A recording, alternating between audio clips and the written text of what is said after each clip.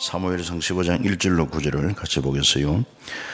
사무엘이 사울에게 이르되 여호와께서 나를 보내어 왕에게 기름을 부어 그의 백성 이스라엘 위에 왕으로 삼으셨은즉 이제 왕은 여호와의 말씀을 들으소서. 만군의 여호와께서 이같이 말씀하시기를 아말렉이 이스라엘에게 행한 일 곧 애굽에서 나올 때 길에서 대적한 일로 내가 그들을 벌하노니 지금 가서 아말렉을 쳐서 그들의 모든 소유를 남기지 말고 진멸하되 남녀와 소아와 젖먹는 아이와 우양과 낙타와 나귀를 죽이라 하셨나이다 하니 사울이 백성을 소집하고 그들을 들라임에서 세워보니 보병이 20만 유다 사람이 10,000명이라.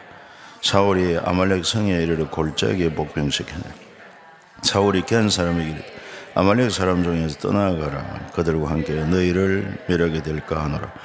이스라엘 모든 자손이 애굽에서 올라올 때에 너희가 그들을 선대하였느니라. 이에 겐 사람이 아말렉 사람 중에서 떠나니 사울이 하일라에서부터 애굽 앞 수울에 이르기까지 아말렉 사람을 치고 아말렉 사람의 왕 아각을 사로잡고 칼날로 그의 모든 백성을 진멸하였으되 사울과 백성의 아각과 그의 양과 소의 가장 좋은 것 또는 기름진 것과 어린 양과 모든 좋은 것을 남기고 진멸하기를 절개 아니하고 가치 없고 하찮은 것은 진멸하니라. 아멘. 아멘.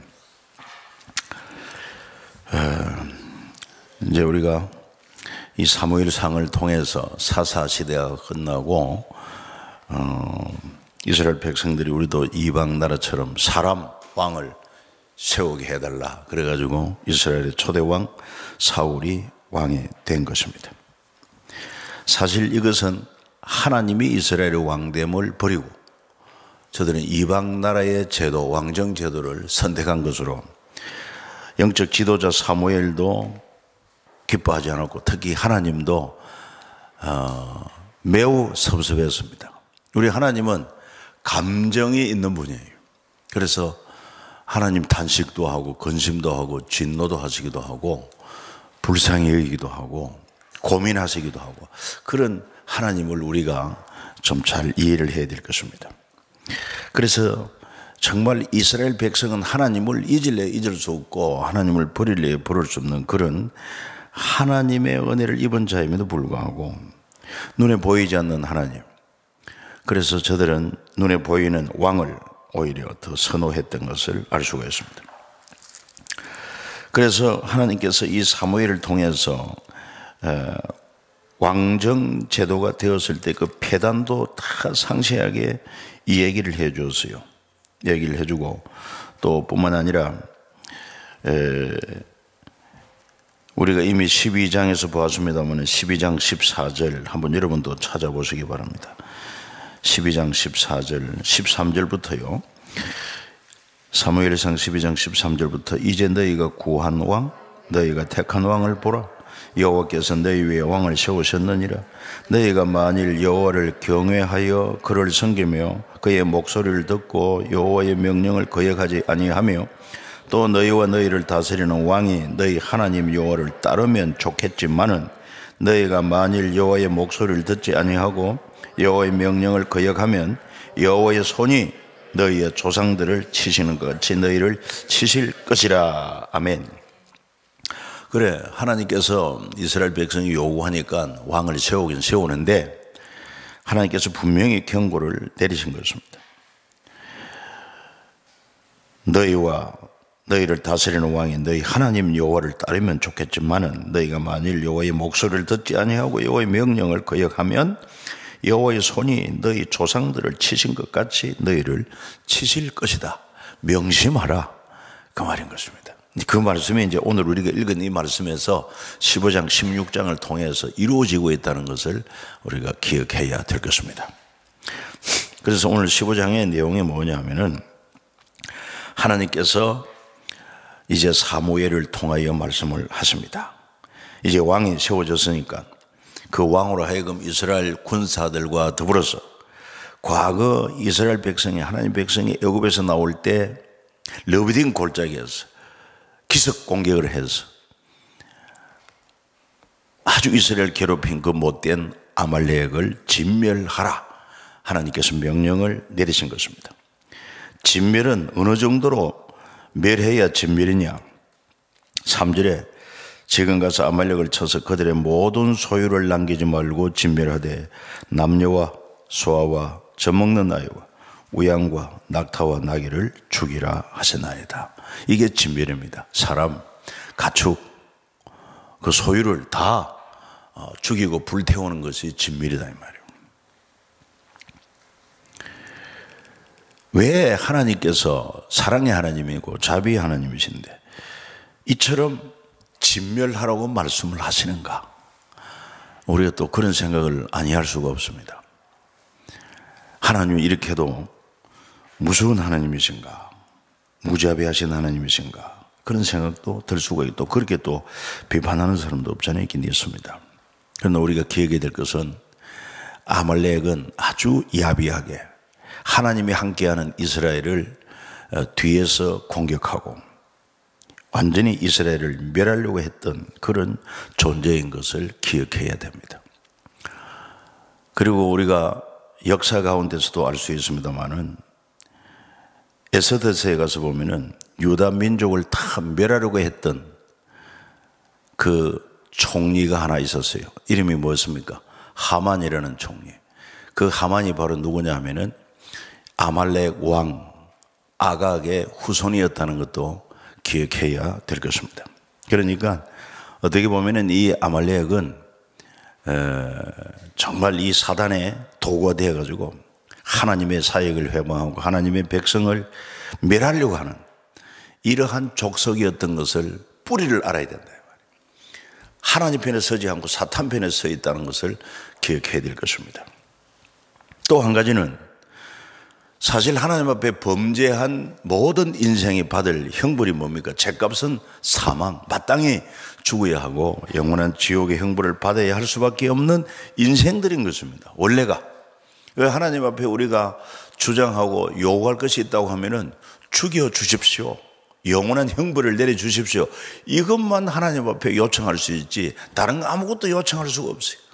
그럼에도 불구하고 이스라엘을 택하여 구원해 주시고 우리를 택하여 구원해 주신 것은 하나님의 무한한 사랑, 은혜, 복이 아닐 수가 없다는 거예요. 그러니까 우리는 감사해야 할 뿐이고 마땅히 하나님의 진노를 받아서 심판을 받고 영 멸망을 받아야 할 존재임에도 불구하고 우리를 이렇게 은혜를 베풀어 주셨구나. 그런 것을 이해하게 될 때 왜 하나님께서 이런 아말렉 족속을 진멸하려고 했는가? 하나님께서 분명히 선한 길을 택할 수 있고 하나님 편에 속할 수 있는 그런 길을 열어주었음에도 불구하고 이렇게 이스라엘을 괴롭히고 하나님을 대적하고 하는 이런 죄악을 이제 너희가 갚으라는 것입니다. 가나안 땅을 차지했고 너희가 이제 왕을 세웠으니 왕 중심으로 해가지고 아말렉 진멸하여 원수를 갚아라. 그거 아니겠습니까? 그래가지고 사울이 백성을 소집했는데 보병이 20만 명, 그 중에 유다 사람이 10,000명, 모두 21만 명이 군사로 소집된 거 아닙니까? 그래서 이제 아말렉 사람 중에 공격을 해가지고 그래서 승리를 거둡니다. 승리를 거두는데 어떻게 조치를 했냐 하면은 아말렉 왕 아각을 사로잡습니다. 생포. 그리고 칼날로 그의 모든 백성을 진멸하였지만 사울 그 백성이 아각과 그의 양과 소의 가장 좋은 것, 기름진 것, 어린 양, 모든 좋은 것을 남기고 진멸하기를 즐겨하지 아니하고 가치 없고 하찮은 것은 진멸하더라 그랬습니다. 여기에서 딱 무엇이 걸립니까? 우리가 아까 사무엘상 12장에서 보았던 그 이스라엘의 왕을 요구하고 근데 경고하면서 왕이 너희의 하나님 여호와를 따르면 좋겠지만은 너희가 만일 여호와의 목소리를 듣지 아니하고 여호와의 명령을 거역하면 여호와의 손이 너희를 치실 것이다. 이것을 기억하지 못한 거예요. 하나님을 가볍게 여긴 거예요. 하나님 말씀을 좀 많이 대폭 애누리한 거예요. 이런 것이 얼마나 하나님 앞에 참 불의하고 불경건한 행위인가 하는 것을 우리에게 깨우치고 있습니다. 그 결과로 말미암아 하나님께서 사무엘에게 이렇게 말씀하십니다. 11절 내가 사울을 왕으로 세운 것을 후회하노니 그가 돌이켜서 나를 따르지 아니하며 내 명령을 행하지 아니하였음이라. 그러니까 하나님이 보세요. 후회한다고 하십니다. 하나님도 후회한다는 게 이해가 되십니까? 이스라엘이 그렇게 요구하니까 왕은 주긴 주었지만은 하나님께서 그 일에 대하여 후회하시더라. 내 명령을 행하지 아니하느냐. 그래서 하나님께서 사무엘에게 명령하여 이제 사울을 찾아가서 그 잘못을 지적하게 하는 것입니다. 그래서 13절에 보면은 사무엘이 사울에게 도착한 적 사울이 그에게 이르되 원하건대 당신은 여호와께 복을 받으소서. 내가 여호와의 명령을 행하였나이다. 사울 왕이 아주 자신 있게 사무엘에게 보고를 합니다. 그때 사무엘이 말하지요. 그러면 내 귀에 들려오는 이 양의 소리, 내게 들리는 소의 소리는 어찌 됨이니까? 그랬더니만 변명하지 않습니까? 바로 우리 백성들이 이 소와 양떼 중에 가장 좋은 것을 하나님 앞에 제사를 드리기 위하여 남겨두었나이다. 뭐 그럴듯한 이유는 다 있죠. 그래서 사무엘이 하나님의 말씀을 증거하는 것입니다. 17절에 사무엘이 이르되 왕이 스스로 작게 여길 그때에 이스라엘 지파의 머리가 되지 아니하셨나이까? 여호와께서 왕 기름 부어 이스라엘 왕을 삼으시고, 그리고 또 여호와께서 왕을 길로 보내시며 이르시기를 가서 죄인 아말렉 사람을 진멸하되 다 없어지기까지 치라 하시거늘 어찌하여 왕이 여호와의 목소리를 청종하지 아니하고 탈취하게만 급하여 여호와께서 악하게 여기시는 일을 행하였나이까? 하나님 말씀을 가볍게 여기고 불순종한 죄를 지적하는 것입니다. 그러니까 사울은 또 나름대로의 이제 그런 또 변명을 하는 것입니다. 그래서 다만 백성이 그 마땅히 멸할 것 중에 가장 좋은 것으로 길갈에서 당신의 하나님 여호와께 제사하려고 양과 소를 끌어왔나이다. 그래서 사무엘이 말하지요. 22절부터 23절을 같이 읽겠습니다. 사무엘이 이르되 여호와께서 번제와 다른 제사를 그의 목소리를 청종하는 것을 좋아하신같이 좋아하시겠나이까? 순종이 제사보다 낫고 듣는 것이 순양의 기름보다 나은 이는 거역하는 것은 점치는 죄와 같고 완고한 것은 사신 우상에게 절하는 죄와 같음이라. 왕이 여호와의 말씀을 버렸으므로 여호와께서도 왕을 버려 왕이 되지 못하게 하셨나이다. 이런 엄청난 하나님의 말씀을 증거하고 있습니다. 오늘 우리도 이 말씀에 우리 자신을 돌아보면서 우리가 지금 하나님을 섬긴다고 하면서도 하나님 말씀을 들을 때 하나님을 그저 마냥 좋으신 하나님으로만 생각하고 이제 하나님 말씀을 들을 때 집중하지 아니하고 또 하나님 말씀을 듣거나 읽었을 때 그 말씀을 마음에 새기지 아니하고 여전히 내가 주인 되어서 내 마음대로 자행자지하는 삶을 산다고 하면은 이건 하나님을 섬기는 삶이 아니다. 분명히 하나님께서 우리를 십자가 보혈로서 우리 죄값을 다 치르시고 우리를 정하다 하시고 우리 안에 우리 몸을 성전 삼고 와 계신 주님. 그렇기 때문에 우리는 바울처럼 고백하기를 내가 그리스도와 함께 십자가에 죽었으니 이 죄인된 옛사람 예수님이 왜 죽으셨습니까? 우리 죄를 대신하여 죽었지 않습니까? 그러니까 내가 죄인이기 때문에 예수님이 십자가 죽었으니 나도 주님과 함께 죽은 자입니다. 이제는 내 안에는 부활하신 주님이 나의 주님으로 와 계십니다. 나는 주님을 믿는 믿음으로 살겠습니다. 이 고백이 진실된 크리스찬의 고백이단 말이에요. 그렇게 마땅히 살아야 되는데 이분을 주님으로 인정하지도 않고 이분의 말씀에 순종하지도 않고 기분 내키면은 순종했다가 기분 안 내키면은 내 마음대로 해버리고 이렇게 하는 것이 과연 주님을 섬기는 바른 신앙생활인가? 아니라고 하는 것을 여기 살아야 됩니다. 우리가 그럼에도 불구하고 와서 예배를 드리고 헌금을 드리고 기도를 드리곤 하지만 성경은 분명히 말합니다. 여호와께서 번제와 다른 제사를 그의 목소리 청종하는 것 좋아하신 같이 좋아하시겠나이까? 순종이 제사보다 낫고 듣는 것이 순양의 기름보다 낫습니다. 이 기억해야 된단 말이에요. 우리가 예배를 드려도 기도에 참석을 해도 이렇게 여전히 내 삶은 내가 주인이 되어가지고 내 마음대로 자행자지한다고 하면은 아무리 예배 참석하고 아무리 기도에 참석해도 하나님이 그걸 기뻐하지 않는다는 거예요. 그건 형식에 불과하고, 핵심은 어디 있느냐? 살아계신 인격체 대신 하나님을 모시고 주인으로 왕으로 모시고 그분에게 순종하며 그분을 기쁘게 하며 그분 말씀에 순종하여 사는, 이게 없으면 이게 형식이단 말이에요. 오늘 이 말씀 앞에 우리 자신이 겸손해질 수 있기를 주 예수 이름으로 축복합니다. 정말 하나님을 하나님 되게, 주인을 주님 되게 섬겨야 한다고 하는 사실을 기억해야 됩니다. 그래서 하나님은 그 하나님의 존재를 인정하고 그분에게 의지하고 그분에게 순종하는 것을 얼마나 기뻐하는지 몰라요. 이게 또 신앙생활의 본질이기도 하고, 우리는 어떤 형식의 의식에 그것이 곧 신앙생활이다 이렇게 생각하는 것은 결코 잘못된 생각입니다.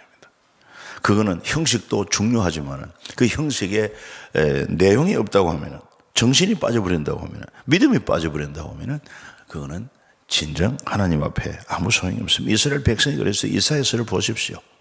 차라리 성전문을 누가 닫았으면 좋겠다. 누가 너희에게 재물을 요구하고 또 피를 요구하느냐 말이야. 나는 이제 거기에 진절머리가 난다. 하나님 그렇게 말씀하잖아. 그러니까 정말 살아계신 하나님을 인정하고 그분에게 경외하며 순종하는 이런 삶이 없다면은 그거는 안 된다고 하는 것을 가르칩니다. 그러면서 이어서 23절에 거역하는 것은 점치는 죄와 같다. 여러분 점 안 치지요? 점은 안 치지만은 점보러 가지는 않지만 여러분들 하나님 말씀에 그냥 자기 고집대로 해버리고 거역하면은 점치는 죄와 똑같다. 그리고 또 완고한 것은 사신 우상에게 절하는 죄와 같다. 완고한 건 뭡니까? 마음이 아주 그냥 고집스러워가지고 순종할 줄을 몰라. 그러니까 이런 자는 사신, 죽은 그런 우상에게 숭배하는 행위와 같다 이 말이에요. 그러니까 우리가 실제로 점집에 가서 점은 보지 않았지만은 실제로 어떤 형상이나 우상 앞에 절하지 않았지만은 거역하고 완고하다 그러면은 점치는 것과 우상 숭배죄에 똑같다. 그 말씀을 하고 있어요. 그만큼 하나님의 임재를 확신하고 그리고 그분의 우리도 전적으로 인정을 하고 의지하고 그분에게 순종하여 사는 삶이 얼마나 중요한가 하는 것을 가르치고 있습니다. 그렇기 때문에 이제 하나님께서 왕을 버리셨다. 그것도 왕이 여호와의 말씀을 버렸기 때문에 여호와께서도 왕을 버려 왕이 되지 못하게 하셨나이다.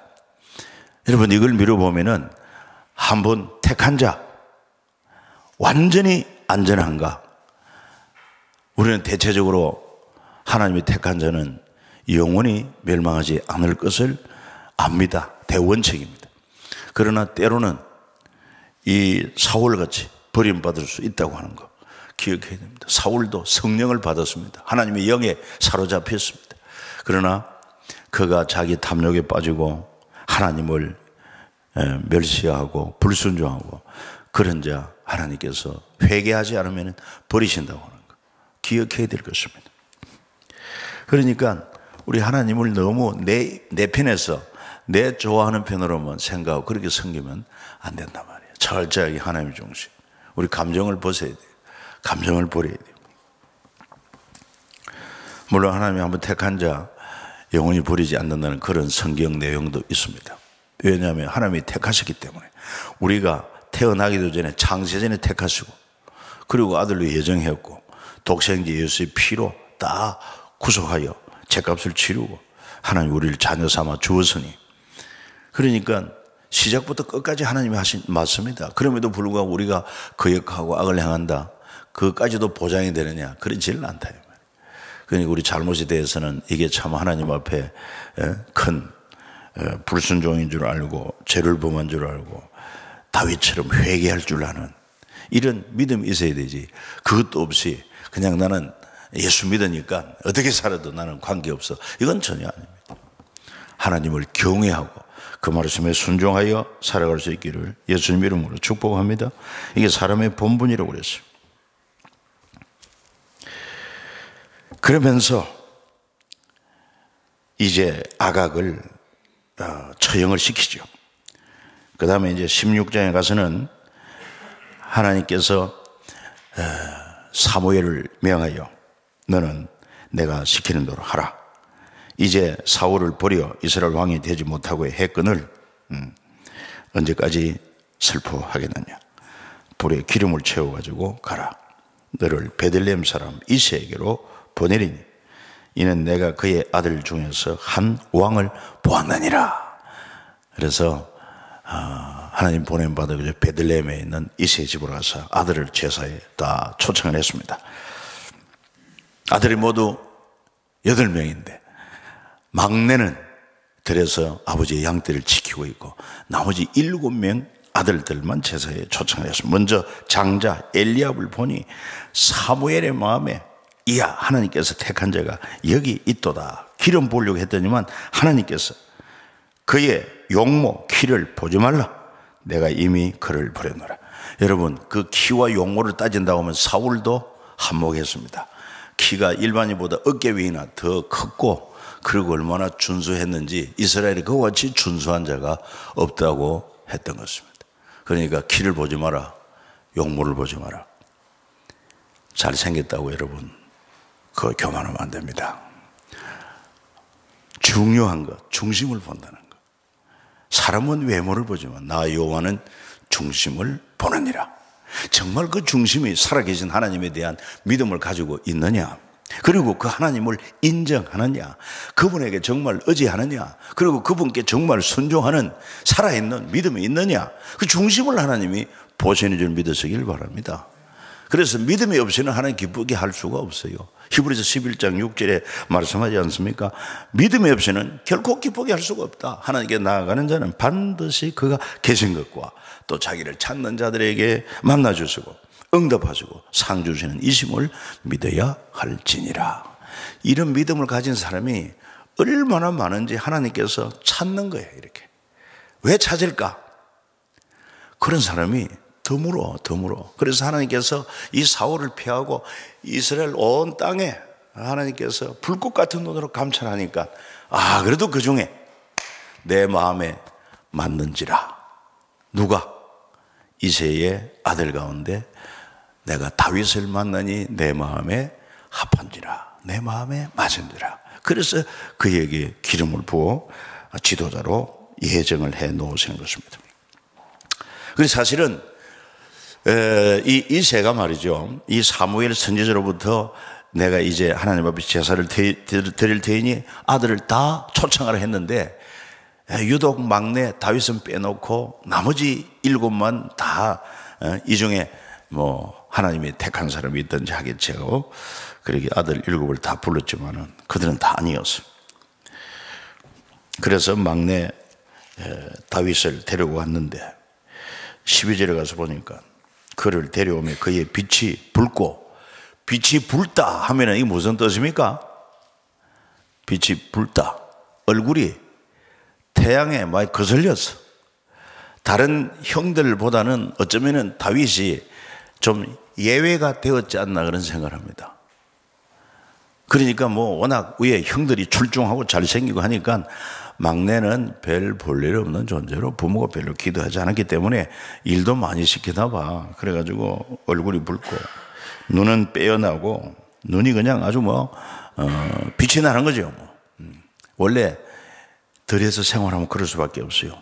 지금 사놓은 짐승이 오나 안 오나 이걸 살펴야 되기 때문에 눈빛이 예사롭지 않습니다. 그리고 얼굴은 아름답더라.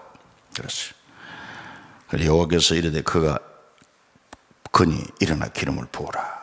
그래서 그 기름 부었고, 그때 다윗이 하나님의 영에 크게 감동이 되었던 것입니다. 그런 가운데 이제 하나님 버린 사울에게는 어떤 일이 일어나느냐. 14절에 보면 여호와의 영이 사울에게 떠나고 여호와께서 부리는 악령이 그를 번뇌하게 한지라. 그래서 악령이 임하면은 그냥 사울 왕이 자기 정신이 아닙니다. 그러니까 아주 미친 사람이 되는 거죠. 악령이 되니까 괴성을 부르고 괴성을 지르고, 그리고는 옷도 벗어 던지고 분별을 하지를 못합니다. 그러니까 사울의 신하들이 요청을 합니다. 이런 악령을 제재하기 위해서 수금을 잘 타는 사람을 구하여 왕 옆에 세우고, 악령이 역사할 때 수금을 타면은 왕의 기운이 상쾌하게 될 것이고 악령이 떠나갈 것입니다.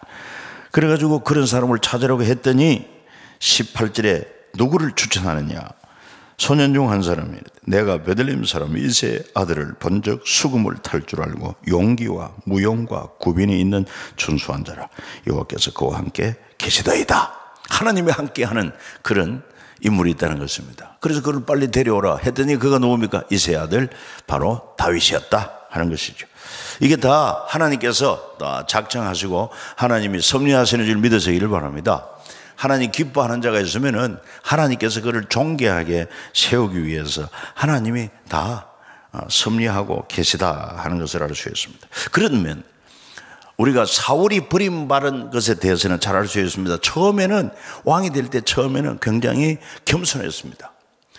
우리는 이스라엘 12지파 가운데 가장 적은 베냐민 지파, 그리고 베냐민이 과거 잘못한 그런 만행 때문에 온 이스라엘 지파로부터 공격을 받아가지고 수만 명이 죽어버리고 남자 600명만 남은 거예요. 가족도 다 죽었어요. 그래가지고 막 처녀들 도둑질하고 보삼하고 이래가지고 겨우 이제 지파가 유지된 그런 베냐민 지파 전력이 있지 않습니까? 그 베냐민 지파 가운데 가장 우리 아베 집은 또 작은 자유고, 이렇게 하면서 참 여러 가지로 겸손했어요. 그런데 그가 왕이 되고 권력의 맛을 보면서부터 착각에 빠지는 것입니다. 하나님은 보이지 않고 자기가 이스라엘의 통치자가 되었으니 뭐든지 자기 마음대로 되는 줄 알고, 그래서 제사장만 드릴 수 있는 제사를 자기가 번제 제사를 드리지 않나. 그러니까 가면 갈수록 실수를 하고 불순종을 하고 이렇게 하니 결정적으로 이 아말렉과의 싸우면서 하나님 명령을 온전히 순종하지 않고 그 욕심 때문에, 그리고 또한 그 백성들로부터 어떤 지지를 얻기 위해서 백성들의 요구에 따라가는, 하나님의 명령에 순종하기보다는 백성들의 요구에 따라가고, 그리고 탐심에 의해서 탈취하는 이런 사울을 볼 때 하나님께서 끝났다는 것입니다. 그래가지고 그를 버리게 되지 않습니까? 그렇다고 하면은 다윗은 무엇 때문에 하나님께서 내 마음에 합한지라, 내 마음에 맞는지라 그렇게 말씀을 했을까요? 심지어 자기 아버지 이새도 아들들 초청하라고 그랬으니까 막내는 너는 열외니 너는 양떼는 지키고 있거라, 그리고 나머지 아들만 부르는 상황인데, 하나님은 중심을 보시는 하나님, 다윗을 지켜보신 줄 믿습니다. 뭘 지켜보았을까요? 그는요, 그 형제들 가운데 막내로서 막 그냥 어떻게 보면은 아들도 한 명, 두 명, 다 여러 명 있으니까 아버지도 뭐 막내라고 해서 그냥 특별히 기호하는 것도 없이 막 시켰습니다. 그러다 보니까 아버지 양떼를 지키는데 다른 형제들보다 책임감이 탁월한 것입니다. 예를 들어서 아버지 양떼가 어떤 위기에 처했을 때 맹수들이 와서 양떼를 물고 간다 그러면은 겁이 나서 도망하는 일이 없어요. 어떻게 했다고 그랬습니까? 그 맹수를 추격해가지고 맹수와 한판 벌리는 것입니다. 그래서 입을 찢든지, 그리고 발톱에서 그 양들을 구해내고 아비의 양떼 한 마리도 축내지 않았다고 그랬어요. 이런 성실함, 맡은 일에 이런 참 충성을 다하는 이런 자세를 하나님께서 보셨다는 것을 알 수가 있고, 그리고 또 한 가지는 이렇게 생각할 수 있습니다. 그가 아버지에게 열애가 되었지만은 그러나 그건 불평하지 않습니다. 아버지의 권위를 인정하고 뭐든지 아버지 시키면은 순종을 잘하고, 그리고 자기 일에 최선을 다하는 것, 아주 성실했습니다. 그리고요, 그는 양을 치면서 한가할 때가 많습니다. 양 칠 때 맹수들만 오지 않으면 별 신경 쓸 게 없어요. 그럼에도 불구하고 그 시간들을 그는 잘 활용을 합니다. 예를 들어서 이제 그 목동은 뭘 잘해야 되냐면은 물맷돌을 잘 던져야 돼요. 맹수가 저기 오면은 미리 딱 던져서 쫓아낼 수 있어야 되는데 끊임없이 시간만 있으면 물맷돌 던지기 연습을 하는 거예요. 딱 목표를 정해놓고 물매를 던지는데 거의 백발백중이 되는 훈련을 했다 안 했다 하는 걸 하나님 보신 거야. 하나님 보신 거야. 뭐 어쩌다가 한번 딱 했는데 골리앗 이마 정수를 맞췄다. 물론 하나님께서 할 수 있지만은 어떤 자를 쓰시느냐, 이런 일에 미리 준비하는 자, 그리고 열심히 있는 자, 그런 자를 하나님이 쓰신 것에 불과한 거예요. 그 전에 충분히 연습을 해서 물매 명수가 되어 있다는 걸 알아야 됩니다. 그리고 수금을 잘 탄다고 그랬어요. 수금. 학원에 가서 배웠을까? 모르겠습니다. 그는 양을 치면서 무료하니까. 그리고 하나님이 지으신 이 자연 세계를 바라보면서 주 하나님 지으신 모든 세계 내 마음속에 그리워 볼 때 그냥 감동이 되는 거예요. 그래가지고 시를 얼마나 많이 지었는지 몰라. 항상 하나님을 생각하고 하나님의 창조를 생각하고 하나님의 은혜를 생각하니 뭐 아름다운 시가 막 폭포수처럼 흘러나왔습니다. 그래서 여러분 시편 대체로 누구의 시입니까? 다윗의 시입니다. 아름다운 시, 위대한 시. 특별히 시편 23편 얼마나 멋진 시입니까? 여호와는 나의 목자시니 내게 부족함이 없으리로다. 그 나를 푸른 초장에 누이시고 실만한 물가로 인도하시는 도다. 너무 아름다운 시가 아닐 수가 없습니다. 끊임없이 하나님의 그 존재를 기억하면서 하나님의 위대하심을 노래하면서 그 하나님이 지으신 자연을 또한 그 은혜를 감사하면서 얼마나 많은 시를 짓는지 모릅니다. 그리고 거기에 맞추어서 하나님을 소리로 또 영광을 돌리려고 하니까 이거 수금도 아주 수준급이었습니다. 그런 소문이 난 거예요. 이 다윗을 알아보는 사람은 알아보는 거예요. 그러니 하나님께서 아무도 보지 않는 들판에서 이렇게 그 다윗이 아비의 양떼를 치면서 정말 위기에 처했을 때 그 양 한 마리도 뺏기지 아니하는 그런 용맹과 그 성실함과 그리고 또한 시간을 무료하게 여기지 않고 뭐 불평원망하지 않고 오히려 그 일을 즐거워하면서 그리고 자기 개발을 하는 이런 다윗을 볼 때 내 마음에 합하다, 내 마음에 든다. 하나님께서 보신 거예요. 우리 청년들이 특별히 그런 은혜가 임하기를 주 예수 이름으로 축복합니다. 청년 몇 사람이 이렇게 안 되는 것 같지만은 이번에 안 그래도 청년부 헌신예배 다윗이 이 얘기에 좀 포함되어 있어요. 오늘 이 얘기에 좀 포함되어 있다 이 말이에요. 여러분들도 지금 현재 뭐 여러 가지 흙수저니 금수저니 이따위 소리 하지 말고 하나님을 좀 바라보고 그리고는 저기도 하나 있네 청년. 믿음으로 자기 개발해야 돼요. 그럼 사람들이 볼 때는 아버지도 사실 다윗이 그렇게 출중한 인물이 될 줄을 생각을 못했지만 하나님 보신 거예요. 여러분 마찬가지입니다. 하나님께서 여러분들을 보시고 내 마음에 합하다 그러면 되는 줄 믿습니다. 정말 그렇습니다. 그래서 하나님께서 이런 자를 참 귀하게 들어 쓰셨구나 하는 것을 우리가 발견할 수가 있지 않나 하는 생각입니다. 자, 이제 우리 기도하기를 원합니다. 오늘 우리에게 주신 메시지가 있습니다. 참으로 참된 신앙, 그리고 겸손한 신앙, 그리고 순종하는 자를 하나님이 찾으시고 기뻐하신다. 그런데 이 사울은 처음에는 겸손했지만은 나중에 왕이 되고 나서는 보이지 않는 하나님을 경외하고 그 말씀에 순종하기보다는 알게 모르게 자기가 왕이니까 자기 마음대로 하려고 했던 그런 자만, 교만, 불순종, 이것 때문에 하나님께 버림받게 되었다. 그런 가운데서도 하나님은 또한 하나님 마음에 합한 자, 맞는 자를 찾으셨는데 외모를 보지 않고 중심을 보시는 하나님께서 그 빈들에서 아무도 보지 않는 가운데서도 자기 일에 성실하고 용맹하고 그리고 자기 개발할 줄 알고 끊임없이 자기 사이에게 아주 최선을 다하는 그런 다윗을 보고는 그리고 하나님을 얼마나 찬양하기를 좋아하고 시를 짓고 그래서 그 다윗을 하나님 마음에 맞았다, 합하다, 귀하게 여겼던 걸 생각하면서 오늘 내가 사울처럼 될 것이냐 다윗처럼 될 것이냐, 하나님을 후회하게 만들고 하나님을 탄식하게 만드는 그런 불신앙의 사람이 되어야 할 것이냐, 아니면 다윗처럼 하나님을 기쁘시게 하나님을 영화롭게 하는 그런 사람이 될 것인가. 당연히 하나님, 오늘 우리는 다윗처럼 살아계신 하나님을 모시고 하나님과 함께 하면서 형편과 처지가 어떠하든지 그 환경에 굴하지 아니하고 자기 일에 성실하고 끊임없이 자기 개발을 하고 하나님을 찬양하고 하나님을 영화롭게 하는 이런 삶을 살아가는 신실한 하나님의 백성 되기를 원합니다. 하나님, 저를 붙들어 주옵소서, 사용하여 주시옵소서. 같이 한번 기도 올리겠습니다. 은혜로우신 주 우리 하나님 아버지, 감사합니다. 찬송합니다. 오늘 이 밤에도 또한 저희들을 부르시고 주님 앞에 나와서 오늘도